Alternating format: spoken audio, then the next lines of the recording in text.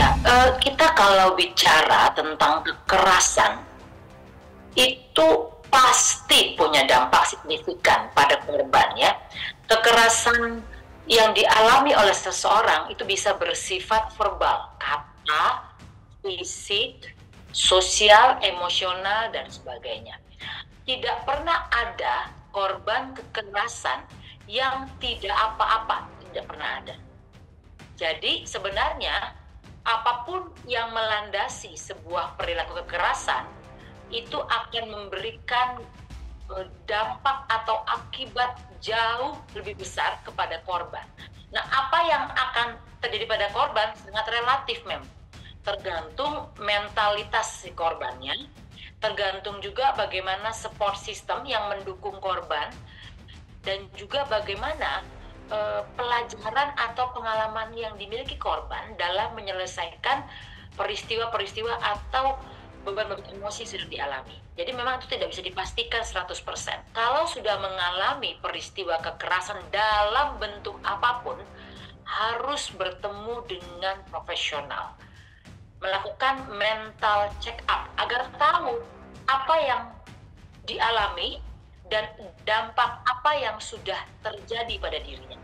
Karena kalau ini dianggap nanti juga hilang misalnya ya, atau dianggap saya bisa menyelesaikan.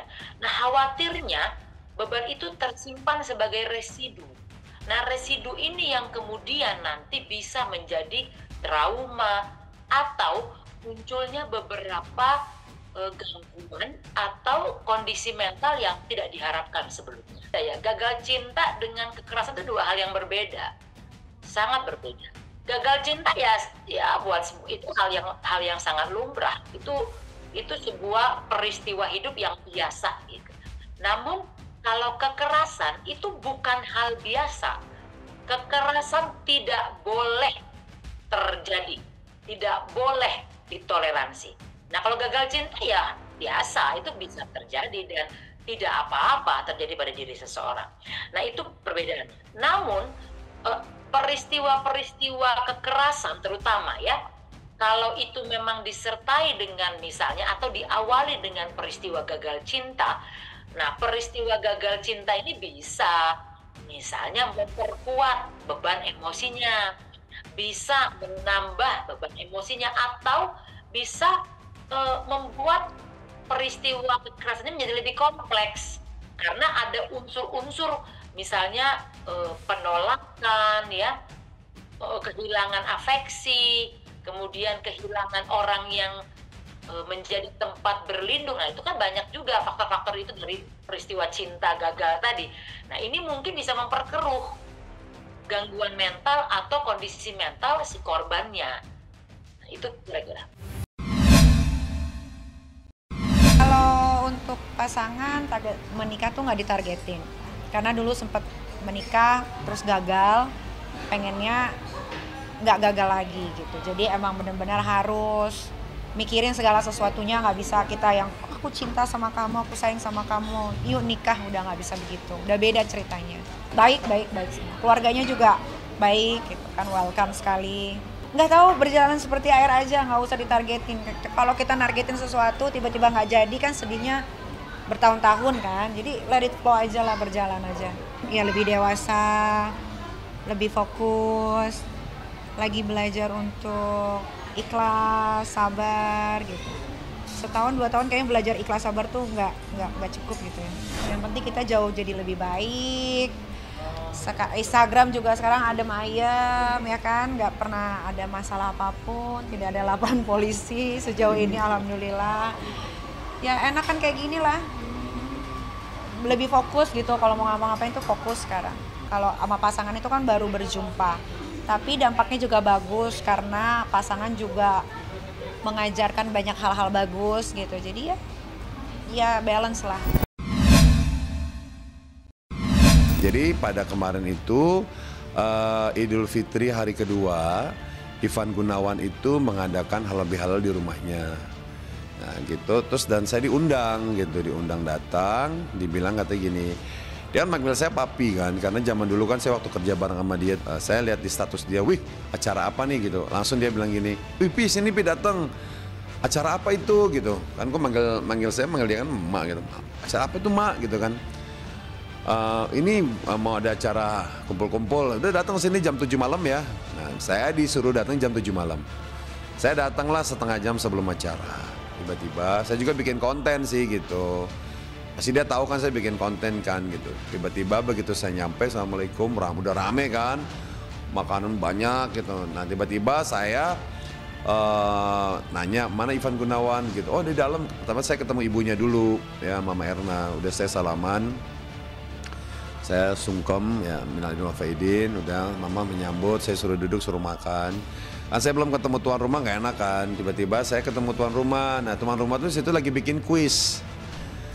Nah dia mau ngasih THR tapi dalam bentuk kuis. Nah tiba-tiba begitu saya nyampe, Ivan Gunawan lihat muka saya, tiba-tiba pertanyaan kuisnya menjurus ke arah saya gitu. Dengan pertanyaan seperti itu gitu, siapakah artis yang pernah tersangkut kasus pencabulan gitu kan. Nah orang-orang nyebut nama saya gitu. Nah, udah hampir 6 tahun setelah saya di penjara, ya sampai saya bebas pun saya belum ketemu Ivan. Saya baru WA-WAan aja gitu. Jadi alhamdulillah, yang namanya kan sahabat ya. Dulu kan kita pernah satu program ya kan. Kita hampir 2 program loh bersama. Tiba-tiba momen yang pas kapan ya kita bisa ketemu. Nah tiba-tiba pas halal bihalal dia ngundang saya datang. Saya berterima kasih. Tiba-tiba ya itu saya datang disambut dengan kuis seperti itu gitu. Saya kan belum salaman juga gitu kan. Makanya saya sempat bilang begini, wah saya dapat uang tapi saya dengan pertanyaan yang mengecewakan, saya bilang gitu, saya kecewa sih sebenarnya gitu. Cuma sekali lagi kan dia sahabat saya.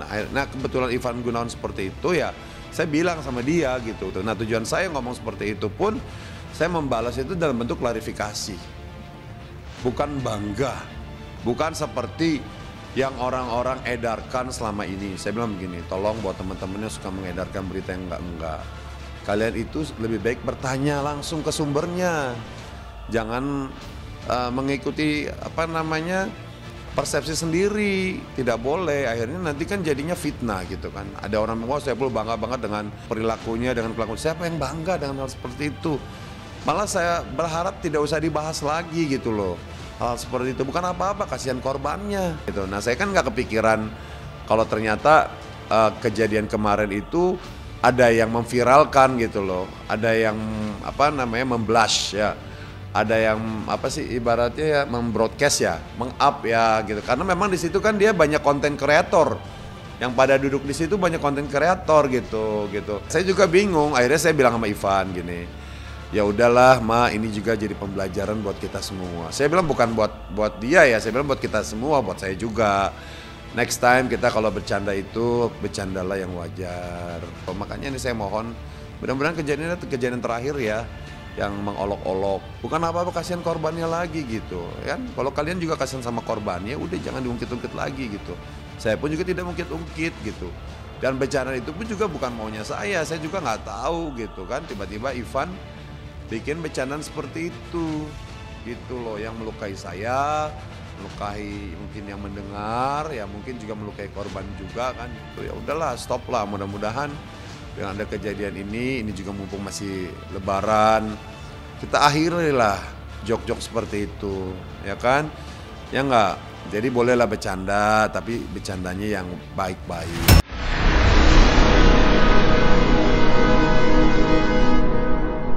Jadi jangan lupa untuk subscribe Cumi Cumi. Ditekan ya tombol lonceng merahnya.